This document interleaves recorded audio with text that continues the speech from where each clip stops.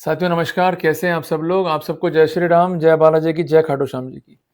क्यों ज़रूरी होता है स्ट्रैटेजिकली डिस्कस करना एक केस में जो कि जुड़ा हुआ है प्रिवेंशन ऑफ करप्शन एक्ट से? अभी आप लोग क्या करते हो? जाते हो वकील साहब के पास में, वकील साहब हमारी फाइल है, थे देख लियो, थे भरी तो हो जाऊँ मैं, क्लियर है? या फिर अंग्रेजी में पूछ लोगे आप, sir can I acquitted in the case? It is a good case for discharge और नॉट? Please specify. ऐसा थोड़ा ना होता है। ये क्या कर रहे हो आप? मजाक चल रहा है कि? ऐसा मत करो भाई, अपनी लाइफ से क्यों खेल रहे हो? देखो मैं सुन रहा था ओशो साहब का एक लेक्चर, क्लियर है बात ये। वो कहते हैं कि भाई लाइफ की 3 कैटेगरी है, ये तो बिल्कुल बेकार रद्दी, या थोड़ी-सी ठीक है, या फिर बहुत ठीक है।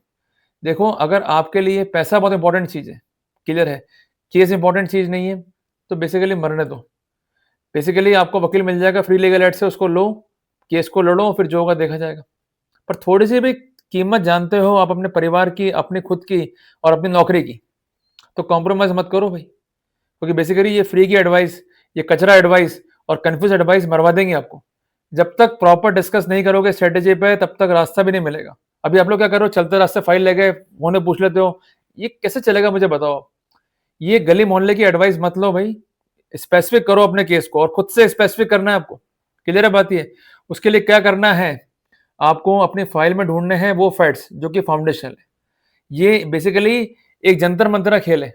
ये बेसिकली एक पॉइंट है जहां पर हम अपने केस में बैक कर सकते हैं। अगर हमने ढूंढ लिए वो फाउंडेशनल फैक्ट्स जिसके दम पर प्रोसिक्यूशन ये कहेगा कि वी आर गिल्ट, तो ऐसे सिनेरियो में उन्हें डिसॉल्व करना, उन पर डाउट क्रिएट करना, ये हमारी जिम्मेदारी है। जब तक आप अपने अधिकार नहीं पहचानोगे, उनके तहत नहीं लड़ोगे, तब तक आप सफल भी नहीं हो पाओगे। इस बात को जो है ध्यान रखना।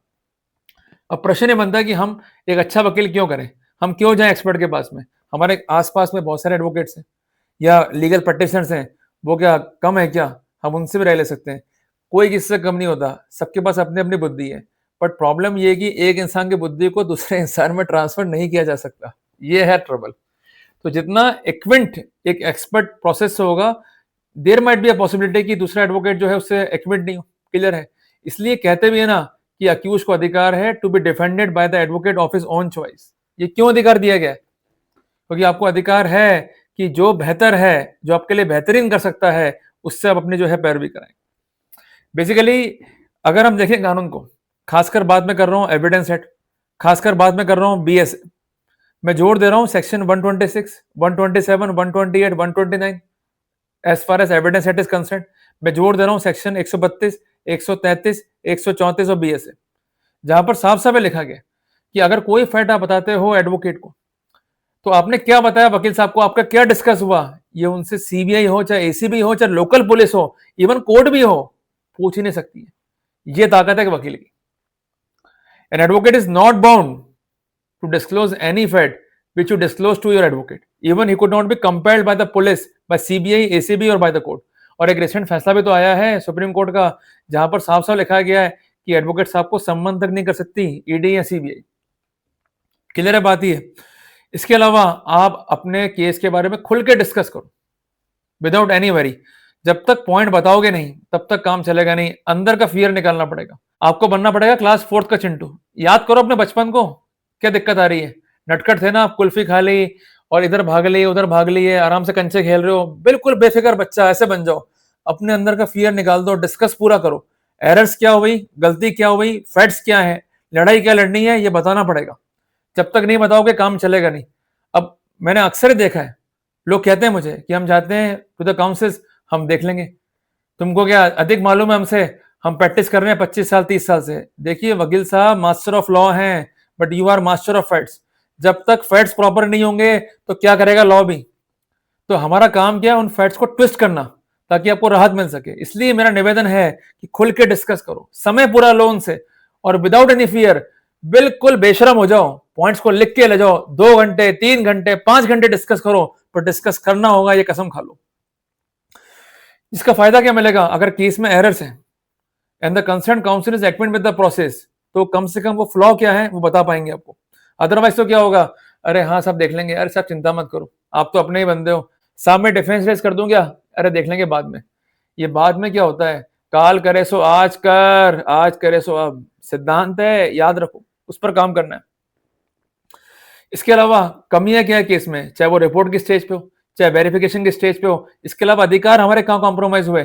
कई बार मैंने देखा है कंसर्न जो अक्यूज है उसने प्रोसेस किया एज पर 91 ऑफ सीआरपीसी या 94 ऑफ बीएनएसएस, उसको जो है राहत मिल गई। तो राहत बहुत है, रास्ते बहुत हैं, पर उनको खोजना पड़ेगा। जब तक रास्ते नहीं खोजोगे सफलता हासिल नहीं होगी। चुपचाप बैठने से सोने से कुछ नहीं चलेगा। अरे असफलता एक चुनौती है, स्वीकार करो। क्या कमी रह गई देखो और सुधार करो। जब तक ना हो सफल नींद चैन को त्यागो तुम, संघर्षों का मैदान छोड़कर ना भागो तुम, क्योंकि कुछ किए बिना जय जयकार नहीं होगी और हिम्मत करने वालों की कभी हार नहीं होगी। तो इसलिए फाइल को यहां से वहां मत लेके जाओ, जो एक्सपर्ट्स हैं उनसे कंसल्ट करो, और अगर एक्सपर्ट्स नहीं मिले तो अपने करम मत फोड़ो, क्योंकि अगर जिनके पास जा रहे हो जिनको नॉलेज नहीं है वो वैसे बट्टा बैठा देंगे आपका, और अगर ड्राफ्टिंग गलत कर दी, गलत डिफेंस ले गए तो वैसे भी जो है बच नहीं पाओगे। मैं आपको बार बार कह रहा हूं फाइल खुद से पढ़ो। नहीं है तो सरकार आपकी हेल्प कर रही है, सरकार कह रही है कि हम आपको जो है वकील देंगे फ्री लीगल एड से, उनके पास जाओ उनसे कंसल्ट करो। बट जब तक डिस्कस नहीं करोगे राहत नहीं मिलेगी। मैं बार बार कह रहा हूं, प्लीज मार्क माई वर्ड। तो basically what we need the strategical planning. वो कैसे होगी, ये केस है सीबीआई का या एससीडी का या विजिलेंस का, और ये है रियल स्टोरी। जब तक कंपैरेटिव चार्ट्स नहीं बनेंगे, प्रॉपर रिव्यू नहीं होगा, राहत नहीं मिलने वाली। और इसके अलावा जो जो राइट्स कॉम्प्रोमाइज हुए हैं, जो जो स्थितियां कॉम्प्रोमाइज हुई हैं, उस पर भी जो है मैं एम्फेसाइज करना होगा, और राहत कैसे ले सकते हैं इस पर भी जो है हमें काम करना होगा। उदाहरण के लिए वो ये कहते हैं कि ऑफिशियल लोकेशन पे जो है ट्रैप किया गया है, या ऑफिशियल लोकेशन पे जो है डिमांड किया गया है। आपका स्टैंड क्या है कि मैं उस दिन उस समय मैं वहां था ही नहीं, मैं कहीं और था।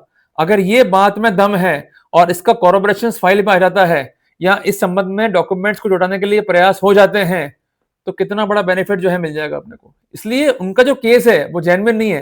केस को प्रॉपर ना लड़ना ही केस की हार का सबसे बड़ा कारण है। इसलिए केस को पूरा पढ़ो, अंत तक पढ़ो, फाउंडेशन फैक्ट्स को खोजो, जिसके दम पर हमारे खिलाफ पुख्ता कार्रवाई का बनेगा बेस। अगर वो हमने खोज लिए, उनको हिट कर दिया, डायल्यूट कर दिया, तो वहां राहत जो है मिल जाएगी। क्लियर है बात है? तो वादा करो लड़ेंगे, वादा करो हम आगे बढ़ेंगे, हम डिप्रेशन में नहीं आएंगे, और जिन्होंने हमारे साथ गलत करा है उन्हें हम मुंह तोड़ जवाब देंगे। पर उसके लिए रास्ता लीगल चाहिए, रास्ता इमोशनल नहीं चाहिए।